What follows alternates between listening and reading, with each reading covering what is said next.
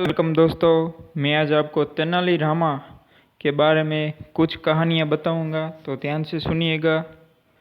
हास परिहास में राजकाज की ढेरों समस्या सुलझाने में पारंगत एक राज विदूषक तेनालीराम दक्षिण भारत के राजा कृष्णदेव राय के अष्ट दिग्गजों में से अति विशिष्ट थे। तेनालीरामा उनकी विद्वता से लबरेज किस्सों का संकलन।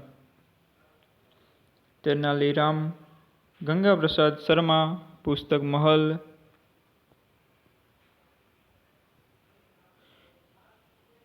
के सर्वाधिकार पुस्तक महल के पास सुरक्षित है, इसीलिए कोई भी सज्जन इस पुस्तक का नाम, टाइटल, डिजाइन, अंदर का मैटर व चित्र आदि आंशिक या पूर्ण रूप से तोड़ मरोड़ कर एवं किसी भी भाषा में छापने व प्रकाशित करने का साहस न करे, अन्यथा कानूनी तौर पर वे हर्जे खर्चे व हानि के जिम्मेदार होंगे।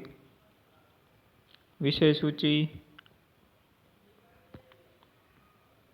परिचय। कृष्णदेव राय तुकुम्ब वंशीय महाराज कृष्णदेव राय अपने बड़े भाई वीर नरसिंह की मृत्यु के पश्चात राज्य की गद्दी पर बैठे। उनके बड़े भाई वीर नरसिंह ने मात्र 4 वर्ष ही राज्य किया था। कृष्णदेव राय ने शासन की बागडोर संभालते ही सबसे पहले राज्य में फैले आंतरिक विद्रोह का सफाया किया, सामंतों को दबाया। फिर दक्षिणी मैसूर में उमतूर के मुस्लिम सरदार को सन 1510 में परास्त किया। बहमनी साम्राज्य जब तक 5 टुकड़ों में विभक्त हो चुका था, उस पर धावा बोला। सन 1512 में बीजापुर पर हमला किया और रायचूर का दोआब क्षेत्र अपने अधीन कर लिया। तदंतर उड़ीसा के राजा प्रताप रुद्र गजपति पर आक्रमण कर उससे उदयगिरी, कौंदबिंदु तथा कौंदपकिल के गढ़ छीन लिए। उड़ीसा नरेश ने वह दक्षिण का सारा भूभाग जो उसने पहले छीन लिया था, कृष्णदेव राय को लौटा दिया। कृष्णदेव राय के साथ उसने अपनी बेटी का विवाह करके उसके साथ संधि कर ली। बीजापुर के सुल्तान इस्माइल आदिल शाह ने रायचूर के दोआब क्षेत्र पर हमला किया, लेकिन सन 1520 में वीर कृष्णदेव राय ने न सिर्फ उसे परास्त किया, बल्कि उसका पीछा करके उसके गुलबर्गा बीदर के दुर्ग पर भी कब्जा कर लिया। कृष्णदेव राय ने अपने साम्राज्य को बहुत दूर दूर तक फैलाया। पश्चिम में कोंकण, पूर्व में विशाखापट्टनम तथा दक्षिण में कन्याकुमारी तक उसने अपने साम्राज्य का विस्तार किया। उसके समय में प्रजा की भलाई के लिए उनके कार्य किए गए, अनेक तालाब बनवाए गए, मंदिरों का निर्माण हुआ। विजयनगर का हजारा राम स्वामी कृष्ण मंदिर उसी के द्वारा निर्मित कराया गया था। वह स्वयं एक लेखक भी था। आयुक्त माल्यादा का तेलुगु काव्य रूप उसी की कृति है। उसकी सभा में 8 बड़े विद्वान रहते थे, जिन्हें अष्ट दिग्गज कहा जाता है। वह वैष्णव धर्म का अनुयायी था, लेकिन वह दूसरे धर्मों का भी सम्मान करता था। जितना वह विनम्र और मृदुभाषी था, उतना ही क्रोधी भी था। उसने चायललपुर नामक एक नवीन नगर भी बसाया था। राज्य में उसके अनेक मंडपम तथा गोपुरम बनवाए तथा विजयनगर को सुंदर बनवाया था। उसके समय में ललित कलाओं का तथा साहित्य, विशेषकर तेलुगु साहित्य की बहुत प्रगति हुई। वह कलाकारों का तथा विद्वानों का बहुत सम्मान करता था और उन्हें राजकीय संरक्षण देता था। उसके समय में विजयनगर शांति, व्यवस्था, शक्ति और समृद्धि की चरम सीमा तक पहुंच गया था। बाबर ने भी अपनी आत्मकथा में कृष्णदेव राय को भारत का सर्वाधिक शक्तिशाली शासक बताया था। तेनालीराम कृष्णदेव राय के अष्टदिग्गजों में से एक थे। तेनालीराम महान राज विदूषक, गंभीर से गंभीर विषय को अपने परिहास द्वारा हल कर देना उनका विशेष गुण था। तेनालीराम का जन्म गुंटूर जिले के गलीपांडु नामक गांव में हुआ था। उनका वास्तविक नाम रामलिंग था। पिता का नाम ईश्वर प्रसाद रमैया था।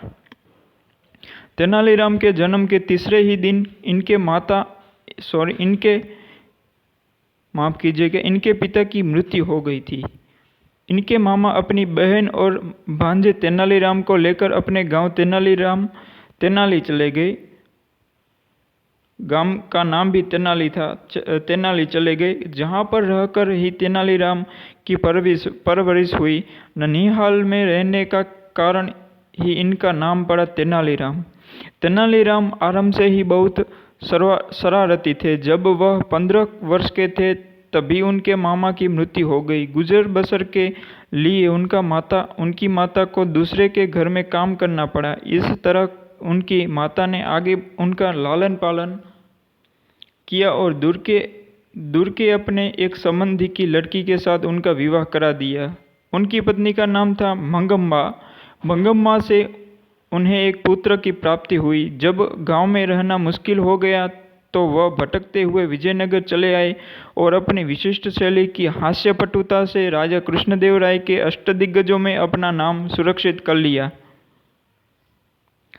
एक, तेनाली की ईमानदारी। तेनाली की लोकप्रियता से अन्य दरबारी ईर्ष्यालु हो गए थे। वजह थी राजा कृष्णदेव का तेनाली को विशेष दर्जा देना। एक बार सभी दरबारियों ने आपस में चर्चा की कि किसी तरह तेनाली को महाराज की नज़रों में नीचा दिखाया जाए। इसके लिए सबने मिलकर एक योजना बनाई। अगले दिन जब दरबार लगा तो सभी दरबारियों ने तेनाली के खिलाफ राजा के कान भरने शुरू कर दिए। एक मंत्री बोला, महाराज, आजकल तेनाली आपकी कृपा का फायदा उठाकर प्रजा को डरा धमकाकर बहुत धन एकत्रित कर रहा है। राजा को उसकी बात पर विश्वास नहीं हुआ। राजा ने धमकाकर उसे बैठा दिया। अन्य दरबारी सहम गए, मगर वो भी कहाँ चुप रहने वाले थे। अगली सुबह सभी ने चाल चलकर एक गरीब किसान को दरबार में पेश कर दिया।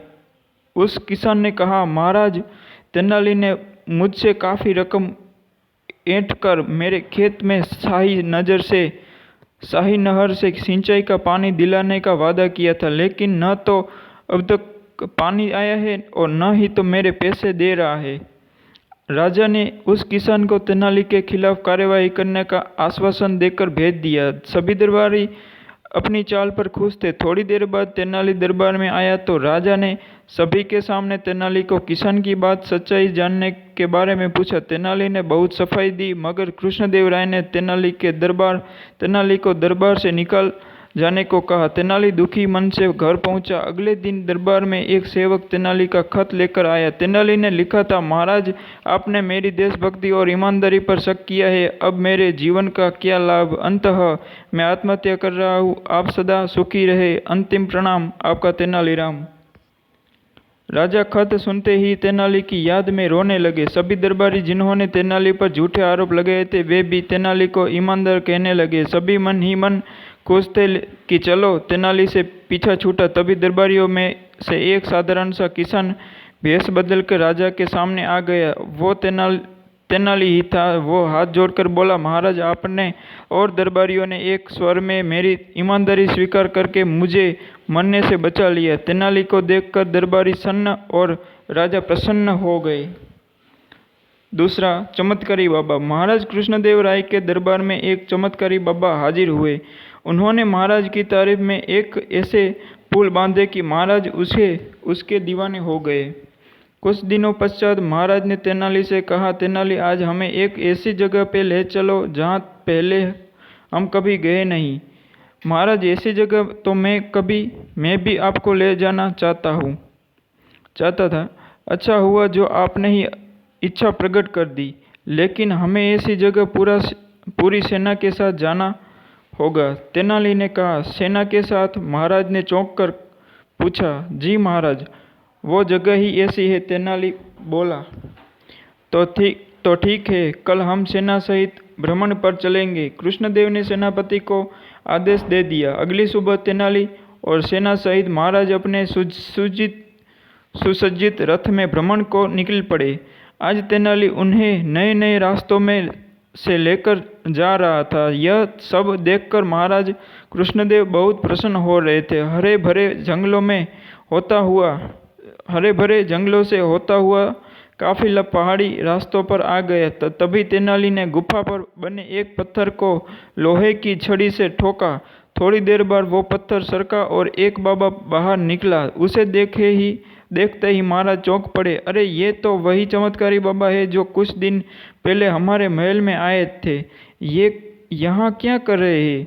ये चमत्कारी बाबा नहीं बल्कि पड़ोसी देश के जासूस है। यहाँ इस गुफा में इन्होंने मारी भारी सेना इकट्ठी कर रखी है। जब यह दरबार में आपकी तारीफ करके निकला तो इसकी हकीकत जानने के लिए मैंने गुप्तचर इसके पीछे लगा दिए। इसी छुपी हुई सेना से यह हमारे राज्य पर आक्रमण करने की ताक में था। तेनाली ने विस्तार से बताया। महाराज के आदेश पर सैनिकों ने उस गुफा में छिपी सेना को कैद कर लिया। महाराज कृष्णदेव राय ने तेनाली का आभार जताते हुए उसे अपने गले लगा लिया और राजमहल लौट आए। तीसरा है दशहरे की झांकी। दशहरे की झांकी। महाराज कृष्णदेव राय सभी उत्सवों और त्योहारों का बड़े हर्षोल्लास के साथ मनाते थे। एक बार दशहरा उत्सव होने पर उन्होंने सभी दरबारियों को आदेश दिया कि वे सभी दशहरा मैदान पर अपनी अपनी झांकी सजाए। जिसकी झांकी सर्वश्रेष्ठ सत्य के निकट और उद्देश्यपरक होगी उसे पुरस्कार मिलेगा। सभी दरबारी अपने अपने विचारानुसार झांकी बनाने लगे। तेनालीराम आराम से घर पर खाता पीता और लंबी चादर तान कर सोता। सबने सोचा इस बार तो तेनाली को पुरस्कार नहीं मिलेगा। दशहरे से एक दिन पूर्व तेनाली अपने पुत्र को लेकर झांकी बनाने निकला। सबने सोचा हमने कई दिनों की मेहनत से सुंदर झांकियां बना डाली, अब भला तेनाली एक दिन में क्या तीर मार लेगा। अब अगले दिन प्रातः दशहरा मैदान सुंदर सुंदर झांकियों से सजा हुआ था। सभी झांकियां एक से बढ़कर एक प्रेरणादायक थी। महाराज कृष्णदेव राय ने सभी झांकियों को पूरे ध्यान से देखा और मुक्त कंठ से उनकी प्रशंसा की। तभी महाराज ने पूछा, तेनाली की झांकी कहाँ है? वो उस टीले पर तेनाली की झांकी लगी है महाराज, एक दरबारी ने बताया। कृष्णदेव सैनिकों सहित टीले पर पहुंचे तो देखा कि एक टूटी फूटी झोंपड़ी बनाकर उसके बाहर एक बूथ खड़ा करके तेनाली ने झांकी बनाई हुई है। कुछ देर तक तो महाराज कृष्णदेव उस झांकी में छिपे संदेश को समझने का प्रयास करते रहे, मगर जब उनकी झांकी दरबारियों की समझ में कुछ नहीं आया तो उन्होंने तेनाली से उसका अर्थ पूछा। महाराज इस झांकी का क्या अर्थ है? इसके बारे में यह भूत स्वयं बोलेगा। तेनाली बोला। सबने सोचा तेनाली अति आत्मविश्वास में पागल हो गया। भला भूत भी कभी बोलते हैं?